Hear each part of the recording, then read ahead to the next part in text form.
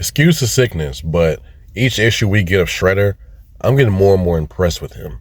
He ain't got no enhancements. He has no superpowers. He has no special abilities. It's just him and his claws. Let's see what happens in issue 3 of Shredder. Roku's showing up at Europe, but he's playing in disguise because he's trying to get more information on this bomb. The assistant tells him that somebody will be right with him. He then says, "I can see you."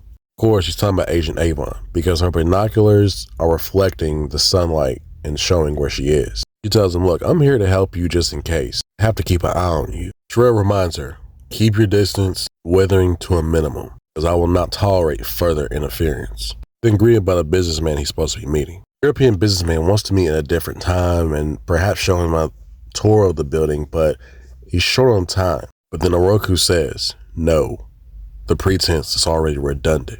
Humans produce pheromones in their sweat when they're afraid. The chemo signal to others, an alert to the pack. You reek of terror. Everybody in this building does." The European man says, I'm not sure, I don't know what you mean." Oroku gets to the point. "I like to see whatever schematics you have so I can know how to sabotage it." Then, portal pops up behind him. "I do. And Mr. Batten was meant to be subject number 84, weren't you, boss?" But he's quite correct. He shouldn't be talking about this. Then the teleporter teleports everything but businessman's legs. And Avon checks on him. Tells her no, but this teleporter had this one machine stuck in his chest. But once I cut it out of his body, we can take a closer look at it. And goes to the assistant and tells her, "Tell me where his lab is."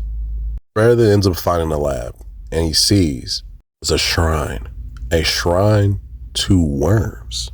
Teleporter returns. Worms? They are not worms, they are string. Teleporter has found new methods within the universe, and has more of an understanding of being in the universe altogether. Roku's having a hard time touching him in general. He begins to antagonize him. "Other than yourself, your experiments have been failures, Dr. Gas. To succeed, each machine must generate a field that encompasses the entire body.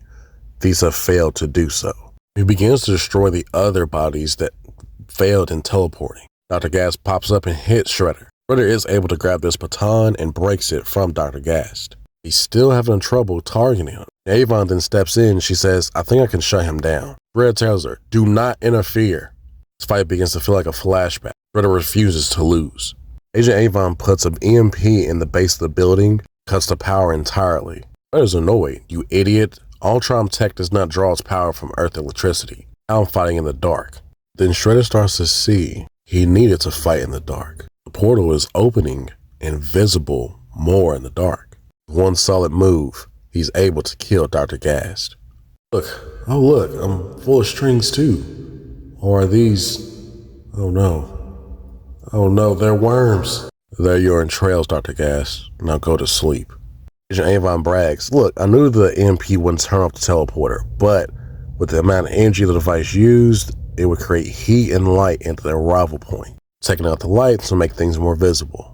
Shredder tells her, "Look, you have interfered twice now against my wishes. But since you did ask who Tyson was, he was a dear friend. Dear enough that even after he contradicted me 3 times, I sought to keep him close. That's why his bones are in the cement foundations of the old Foot Clan in New York."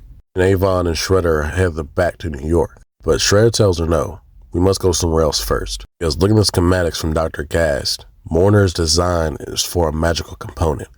She does not seek to tear a hole in New York. She seeks to tear a hole through reality and let terror and chaos reign on all of Earth. See you guys in the next issue of Shredder to see if he's continuing to save or is he looking for revenge and redemption. Take care of yourselves.